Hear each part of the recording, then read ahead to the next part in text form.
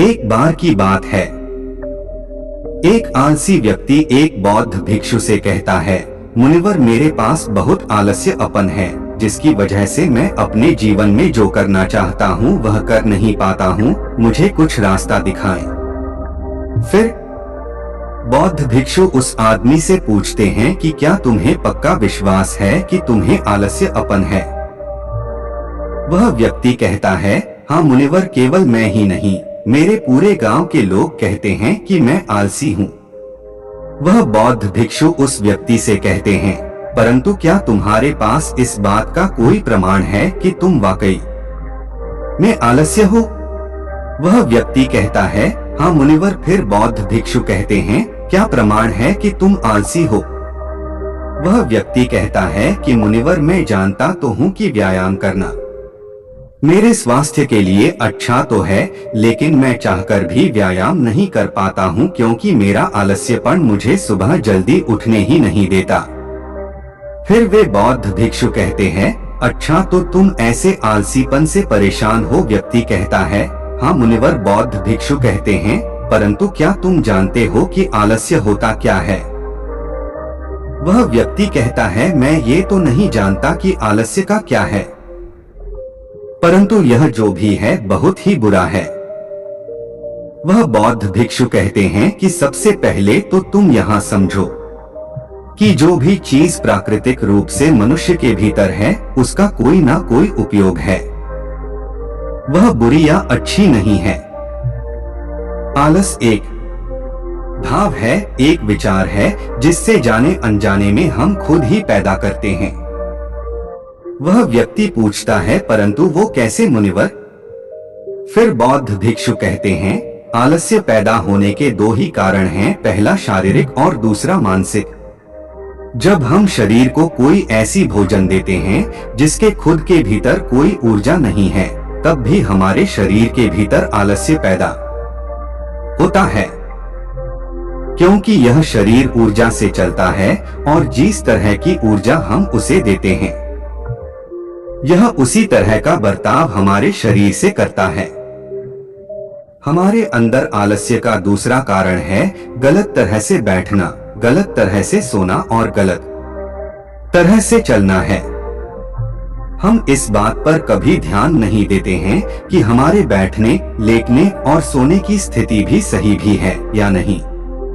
अगर तुम गौतम बुद्ध को देखेंगे तो तुम पाओगे कि जब वह बैठते हैं तो उनके रीढ़ की हड्डी बिल्कुल सीधी होती है। जब वो सोते हैं तो उनके शरीर के किसी भी अंग में कोई दबाव नहीं होता है और वे जब चलते हैं उनके दोनों कदमों के बीच एक तालमेल में नजर आता है। यह जरूरी नहीं है कि हम बुद्ध को सुनकर ही समझे।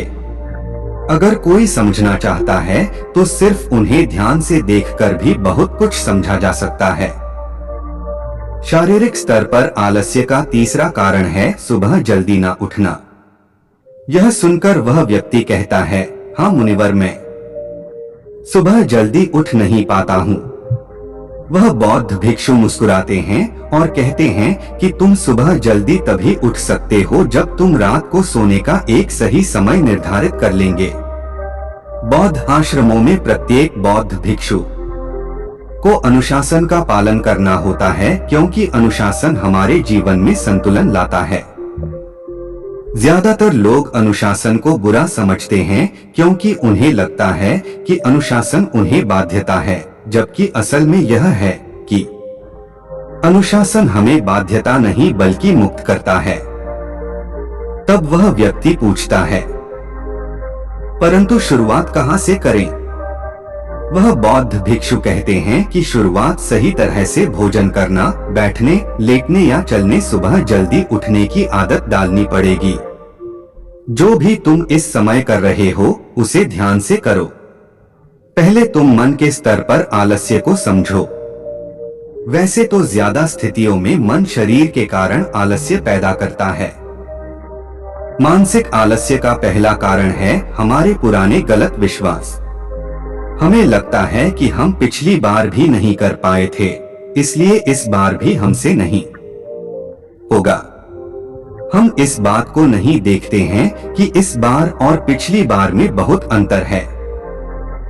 अब हम मानसिक तौर पर वह नहीं है जो पहले थे। अब सब कुछ बदल चुका है। जब हम अपने आप को काबिल नहीं समझते तब आलस हम पर हावी हो जाता है। दूसरा कारण है आलसी लोगों का साथ देना। कभी कभी ऐसा होता है कि आलस ये हमारे भीतर नहीं होता, परंतु दूसरे लोगों से वह हमारे भीतर आ जाता है।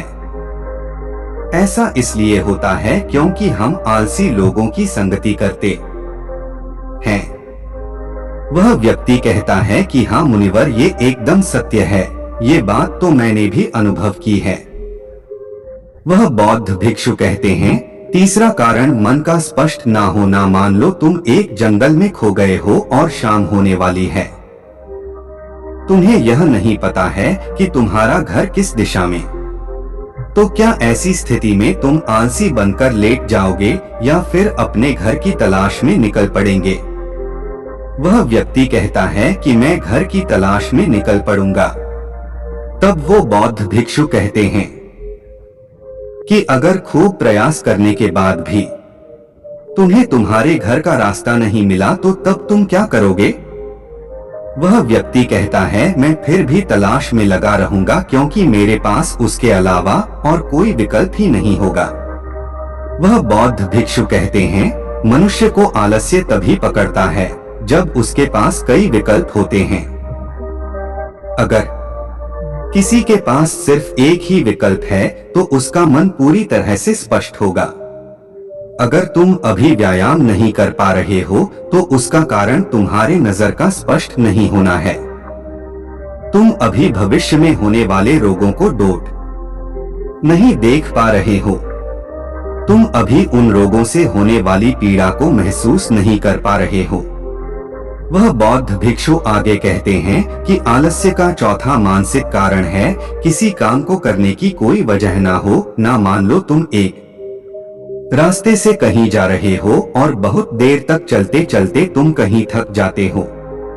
अब तुम्हारा और चलने का मन नहीं कर रहा है, तुम्हें आलस्य आ रहा है। तभी तुम वहां देखते हो कि एक शेर तुम्हारे पीछे चला आ रहा है।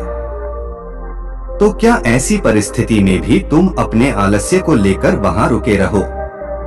ये नहीं, ना तो तुम इस बात को समझ लो कि आलस्य तुम्हें उसी काम को करने से रोकता है जिसे करने की कोई बड़ी वजह ना हो। वह व्यक्ति कहता है, धन्यवाद मुनिवर, अब मुझे आलस्य का सारा खेल समझ में आ गया। वह बौद्ध भिक्षु कहते हैं, मेरी एक बात हमेशा याद रखना, जहां अस्पष्टता है या कुछ करने की बड़ी वजह है वहां आलस्य हो ही नहीं सकता। दोस्तों, यह कहानी कैसी लगी हमें नीचे कमेंट बॉक्स में कमेंट करके जरूर बताएं। धन्यवाद।